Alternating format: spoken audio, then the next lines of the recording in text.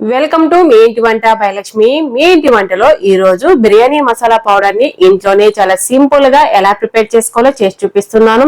ఈ బిర్యానీ మసాలా పౌడర్ ని ఇంట్లోనే ప్రిపేర్ చేసుకున్నామంటే చాలా టేస్టీగా ఉంటుందండి. బిర్యానీ ఎవరికైనా సరే చాలా బాగా కుదురుతుంది. వెజ్ అయినా నాన్ వెజ్ అయినా సరే ఏ బిర్యానీకైనా చాలా బాగుంటుంది.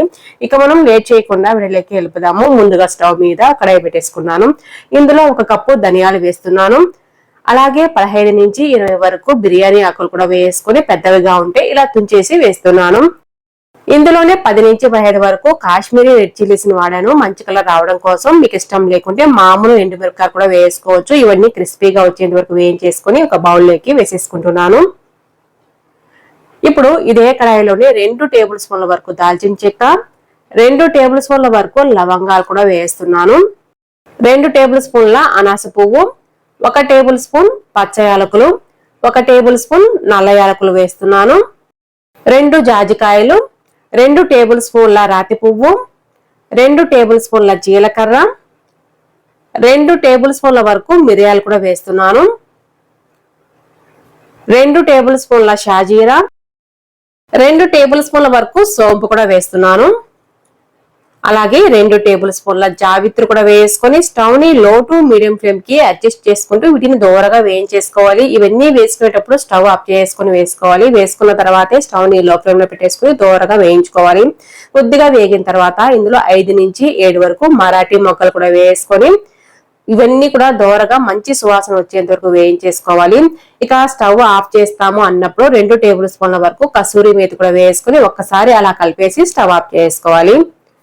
కసూరి మేతి తొందరగా ఫ్రై అయిపోతుంది, క్రిస్పీగా వచ్చేస్తుంది. వీటన్నిటిని కూడా ముందుగా మనము ధనియాలు మిరపకాయలు అన్ని వేయించుకున్నాం కదా, అందులోకి వేసేస్తున్నాను. ఇవన్నీ బౌల్లో వేసుకున్న తర్వాత పూర్తిగా చల్లారాలి. చల్లారిన తర్వాతనే మనము మిక్సీ జార్లో వేసి మెత్తగా గ్రైండ్ చేసుకోవాలి. అప్పుడే చాలా బాగా మెత్తగా గ్రైండ్ అయిపోతాయి. ఇక్కడ జాజికాయలు డైరెక్ట్ గా మిక్సీలో వేయకుండా లైట్ గా దంచి వేస్తున్నాను. అలాగే మరాఠీ మొగ్గలు కూడా లైట్ గా దంచి వేసుకోవచ్చు. మిక్సీ జార్లు పాడవకుండా ఉంటాయి, చాలా బాగా మెదిగిపోతాయి. ఇప్పుడు మిక్సీ జార్లో వేసుకుంటున్నాను. గ్రైండ్ చేసే ముందు 1 టీ స్పూన్ పసుపు, 1/2 టీ స్పూన్ సాల్ట్ వేసుకొని గ్రైండ్ చేసుకున్నామంటే ఎక్కువ రోజులు నిల్వ ఉంటుంది. ఈ బిర్యానీ మసాలా పౌడరు మూత పెట్టేసుకొని మెత్తగా గ్రైండ్ చేసుకోవాలి. వీడియోలో చూపిస్తున్నలాగా ఇలా ఉంటే సరిపోతుంది. గ్రైండ్ చేసేటప్పుడు ఈ పౌడర్ చాలా వేడిగా అనిపిస్తుంది కాబట్టి ఒక బౌల్లోకి వేసుకొని పూర్తిగా చల్లారనివ్వాలి. చల్లారిన తర్వాతనే మనము ఒక 8 కంటైనర్ లో పెట్టేసుకొని స్టోర్ చేసుకోవాలి. అంతేనండి, చాలా సింపుల్ గా బిర్యానీ మసాలా పౌడర్ ని ఇంట్లోనే ప్రిపేర్ చేసుకున్నాం కదా. ఈ బిర్యానీ మసాలా పౌడర్ తో మనము బిర్యానీ చేసుకున్నామంటే ఇంట్లో వాళ్ళకు అందరికి కూడా చాలా బాగా నచ్చుతుందండి. ఎప్పుడు ఇంట్లోనే చేసుకుని తినాలి అనుకుంటారు, అంత బాగుంటుంది. తప్పకుండా ట్రై చేయండి. ఈ రోజు సాంబార్ పౌడర్ ని చేసి చూపిస్తున్నాను. సాంబార్ పౌడర్ ని వీడియోలో చూపిస్తున్న విధంగా చేసుకుని సాంబార్ చేసుకున్నామంటే సాంబారు గుమగుమలాడుతూ చక్కగా చాలా టేస్టీగా ఉంటుందండి. తప్పకుండా ట్రై చేయండి. మీరు ట్రై చేసే ముందు వీడియోను మాత్రం ఎక్కడ స్కిప్ చేయకుండా చూసిన తర్వాతే ట్రై చేయండి. వీడియోలో చెప్పే కొలతలు ఇంకా వేసే పదార్థాలన్నీ కూడా ఎక్కడే గానీ స్కిప్ చేయకుండా అన్ని కూడా వేసుకున్నామంటే సాంబారు గుమగుమలాడుతూ చాలా చక్కగా టేస్టీగా వస్తుంది. తప్పకుండా ట్రై చేసి మీకు ఎలా వచ్చిందో కామెంట్ రూపంలో చెప్పడం మాత్రం అసలు మర్చిపోకండి. ఇక మనం లేట్ చేయకుండా వీడియోలోకి వెళ్ళిపోదాము. ఈ సాంబార్ పౌడర్ ని ప్రిపేర్ చేసుకోవడానికి ముందుగా స్టవ్ మీద కడాయి పెట్టేసుకొని 1 టీ స్పూన్ ఆయిల్ వేసుకున్నాను. ఆయిల్ వేడైన తర్వాత స్టవ్ ని లో ఫ్లేమ్ లో పెట్టేసుకొని 2 టీ స్పూన్ల వరకు జీలకర్ర వేస్తున్నాను. ఇవన్నీ కూడా ఎక్కడే గానీ మానివ్వకూడదు. 1 కప్పు కందిపప్పు, 1 కప్పు మినప్పప్పు, 1 కప్పు పచ్చిశనగపప్పు వేసుకొని 1 టేబుల్ స్పూన్ మెంతులు, 1 టేబుల్ స్పూన్ మిరియాలు కూడా వేస్తున్నాను. ఇవన్నీ కూడా స్టవ్ ని లో ఫ్లేమ్ లో పెట్టేసుకొని దోరగా వేయించుకోవాలి. ఎక్కడే గానీ మానివ్వకూడదు. ఈ కలర్ లో ఫ్రై అయిన తర్వాత 1 ఇంచు దాల్చిన చెక్క, అలాగే 5 నుంచి 6 లవంగాలు కూడా వేసుకొని మొత్తం కూడా లో ఫ్లేమ్ లో వేయించేసుకోవాలండి. ఎక్కువసేపు వేయించాల్సిన పని లేదు. చెక్క లవంగాలు అలాగే 1 గుప్పెడు వరకు కరివేపాకు వేసుకుంటున్నాను. కరివేపాకు నేనైతే ఇక్కడ ఎండబెట్టిన కరివేపాకు వేసుకున్నాను. ఫ్రెష్ దైనా వేసుకోవచ్చు. ఫ్రెష్ వేసుకుంటే కొంచెం టైం తీసుకుంటుంది. ఎండబెట్టింది అయితే చాలా ఫాస్ట్ గా అయిపోతుందండి. ఇలాంటి పౌడర్లకి ఇలా కరివేపాకు ఎండబెట్టింది అయితే ఫాస్ట్ గా అయిపోతుంది. చూసారు కదా, ఈ కలర్ వచ్చేంత వరకు వేయించేసుకొని వీటిని ఒక ప్లేట్ లోకి తీసేసుకోవాలి. ఇప్పుడు ఇదే కడాయిలోని 1/2 టీ స్పూన్ వరకు ఆయిల్ వేస్తున్నాను. ఆయిల్ వేడిన తర్వాత 1 కప్పు ధనియాలు వేసుకోవాలి. స్టవ్ ని లో ఫ్లేమ్ లో పెట్టేసుకుని వీటిని కూడా దూరగా వేయించుకోవాలి. ఇవి కొద్దిసేపు వేయించుకున్న తర్వాత ఇందులోనే ఒక 20 వరకు ఎండుమిరపకాయలు వేసుకున్నాను. మీకు కారం తక్కువ కావాలంటే ఇంకొద్దిగా తగ్గించైనా వేసుకోవచ్చు. ఇక్కడ నేను వేసుకున్నది కాశ్మీరీ రెడ్ చిల్లీస్ అండి, కాబట్టి ఇవి పెద్ద కారం ఏమి ఉండవు, మంచి కలర్ లో వస్తుంది. ఇవి కూడా వేయించేసుకొని ఇలాగే ప్లేట్ లో వేసేస్తున్నాను. అన్ని కూడా పూర్తిగా చల్లారనివ్వాలి. ఎక్కడే గానీ వేడిగా ఉండకూడదు. వేడిగా ఉన్నప్పుడు గ్రైండ్ చేసామంటే ఆవిరి పట్టేసి తడి తగులుతుంది, ఎక్కువ రోజులు నిల్వ ఉండదు. కాబట్టి పూర్తిగా చల్లారనివ్వాలి.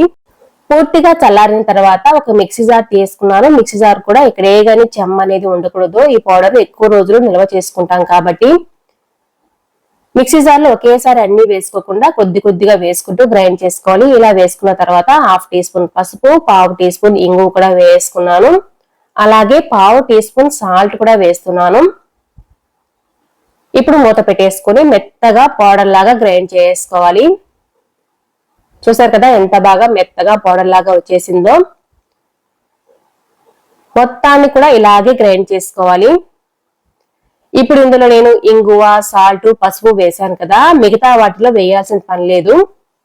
మిగతా మొత్తాన్ని కూడా గ్రైండ్ చేసుకుని ఇందులో కలిపేస్తే సరిపోతుంది. నేనైతే ఇలా మెత్తగా గ్రైండ్ చేసుకున్న సాంబార్ పౌడర్ ని ఒక బౌల్లోకి వేసుకుంటున్నాను. మిగతా మొత్తాన్ని కూడా గ్రైండ్ చేసుకుని ఈ బౌల్లోనే వేసేస్తున్నాను. ఇలా వేసేసుకున్న తర్వాత మొత్తం కూడా బాగా కలిసినట్టు కలిపేసుకోవాలి. ముందుగా గ్రైండ్ చేసుకున్న దాంట్లో ఇంగువ, పసుపు ఇంకా సాల్ట్ వేసుకున్నాం కదా, అన్ని కూడా బాగా కలిసేటట్టుగా ఇలా కలిపేసుకోవాలి. మొత్తం పౌడర్ లో బాగా కలిసేటట్టుగా. అంతేనండి, చాలా సింపుల్ గా గుమగుమలాడుతూ టేస్టీగా చిక్కగా వచ్చే సాంబార్ కోసం ఈ సాంబార్ పౌడర్ ని ప్రిపేర్ చేసుకున్నాం కదా. ఈ రోజు గుమగుమలాడే రసం పౌడర్ ని ఇంట్లోనే చాలా సింపుల్ గా ఏ విధంగా ప్రిపేర్ చేసుకోవాలో చేసి చూపిస్తున్నాను.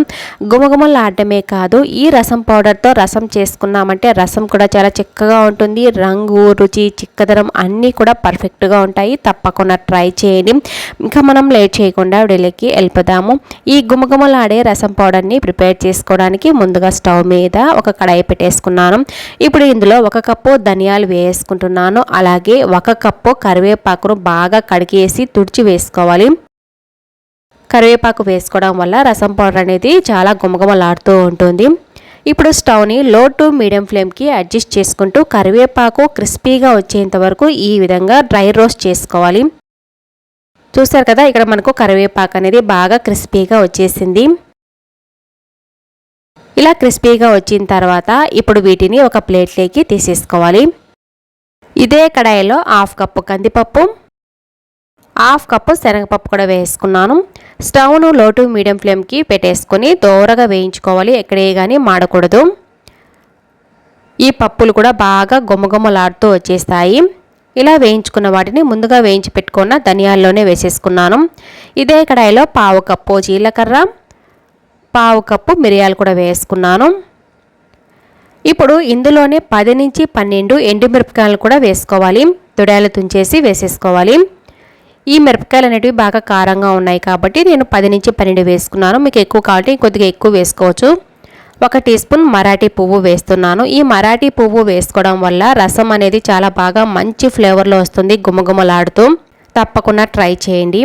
ఎక్కడైనా మనకు సూపర్ మార్కెట్స్లో దొరుకుతుంది. దోరగా వేయించిన తర్వాత స్టవ్ ఆఫ్ చేసుకొని 1 టీ స్పూన్ ఇంగువ, 1 టీ స్పూన్ పసుపు వేసుకున్నాను. స్టవ్ ఆఫ్ చేసుకున్న తర్వాతే వేసుకోవాలి. వేడికే లైట్గా వేయించుకున్నట్టు ఉంటుంది. ఇప్పుడు ఒక ప్లేట్లోకి వేసేసుకున్నాను. మొత్తం కూడా ఒకే ప్లేట్లో వేసేసుకున్నాను. వీటిని పూర్తిగా చల్లారనివ్వాలి. చల్లారిన తర్వాతనే మనము ఒక మిక్సీ జార్లో వేసుకొని మెత్తగా పౌడర్ లాగా గ్రైండ్ చేసుకోవాలి. చూస్తారు కదా, ఇప్పుడైతే బాగా చల్లారాయి. మిక్సీ జార్లో వేసుకొని పౌడర్ లాగా గ్రైండ్ చేసుకుంటే మనకు రసం పౌడర్ అనేది రెడీ అయిపోతుంది.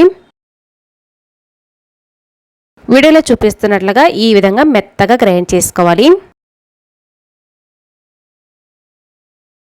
గ్రైండ్ చేసేటప్పుడు మనకు కొద్దిగా వేడి అనేది వస్తుంది. ఈ పౌడర్ అనేది వేడి మొత్తం తగ్గిన తర్వాతనే ఒక 8 కంటైనర్లో స్టోర్ చేసుకోవాలి. అప్పుడే ఈ రసం పౌడర్ అనేది 5 నుంచి 6 నెలల పాటు నిల్వ ఉంటుంది. ఫ్రిడ్జ్లో కూడా పెట్టాల్సిన పని లేదు. ఫ్రిడ్జ్లో పెట్టుకొని స్టోర్ చేసుకున్నాం అనుకోండి, సంవత్సరం పొడుగునా వాడుకోవచ్చు ఈ రసం పౌడరు. ఈరోజు కరివేపాకు కారప్పొడిని చేసి చూపిస్తున్నాను. ఈ కారప్పొడి అన్నం, ఇడ్లీ, దోశల్లోకి ఇంకా మనకు చపాతీల్లో కూడా వాడుకోవచ్చు. కరివేపాకు అన్నంలా కూడా చేసుకోవచ్చు.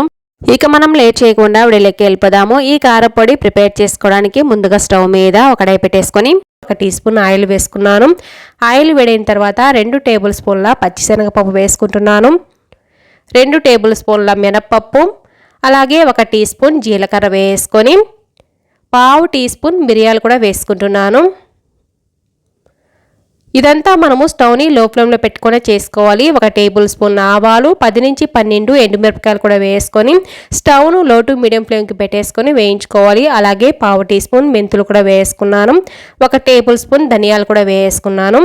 కొద్దిసేపు వేయించుకున్న తర్వాత 2 పెద్ద కప్పుల కరివేపాకును తీసుకొని బాగా కడిగేసుకొని తడి లేకుండా తుడిచేసుకొని ఆ కరివేపాకును కూడా వేసుకున్నాను. ఇందులోనే లో టు మీడియం ఫ్లేమ్కి అడ్జస్ట్ చేసుకుంటూ కరివేపాకు క్రిస్పీగా వచ్చేంత వరకు వేయించుకోవాలి. కరివేపాకు కొద్దిసేపట్లో క్రిస్పీగా వస్తుంది అన్నప్పుడు 2 పిచ్చల వరకు చింతపండు తీసుకొని ఈ విధంగా వేసేసుకోవాలి. ఈనెలు పిచ్చలు లేకుండా నీట్గా తీసేసుకొని చింతపండు వేసేసుకున్నాను. చూసారు కదా, ఇప్పుడు కరివేపాకు అనేది ఈ విధంగా క్రిస్పీగా వచ్చేంత వరకు వేయించుకున్నాను. ఇప్పుడు స్టవ్ ఆఫ్ చేసుకొని వీటిని చల్లారనివ్వాలి. పూర్తిగా చల్లారిన తర్వాత ఒక మిక్సీ జార్లో వేసుకున్నాను. ఇప్పుడు ఇందులో రుచికి సరిపడా సాల్ట్ వేసుకొని బరకగా గ్రైండ్ చేసుకోవాలి. ఇలా బరకగా గ్రైండ్ చేసుకున్న తర్వాత ఇందులో వెల్లుల్లి రెబ్బలు 5 నుంచి 7 వరకు వేసుకుంటున్నాను. పట్టుతో సహా వేసుకోవాలి. వెల్లుల్లి రెబ్బలు ఇంకా ఎక్కువ వేసుకున్నా సరే చాలా బాగుంటుంది ఈ కరివేపాకు పొడి అనేది.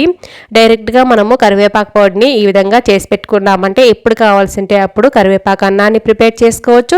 అన్నం, ఇడ్లీ, దోశల్లో కూడా వాడుకోవచ్చు. చాలా టేస్టీగా ఉంటుంది. కరివేపాకు కారపొడి హెల్త్కి కూడా చాలా మంచిది. తప్పకుండా ట్రై చేయండి. మీకు ఈ వీడియో నచ్చినట్లయితే తప్పకుండా ఒక లైక్ కూడా చేయండి. అలాగే కొత్తగా చూస్తుంటే సబ్స్క్రైబ్ చేసుకోవడం అస్సలు మర్చిపోకండి. మీ ఫ్రెండ్స్కి, రిలేటివ్స్ కూడా షేర్ చేయండి. Thanks for watching.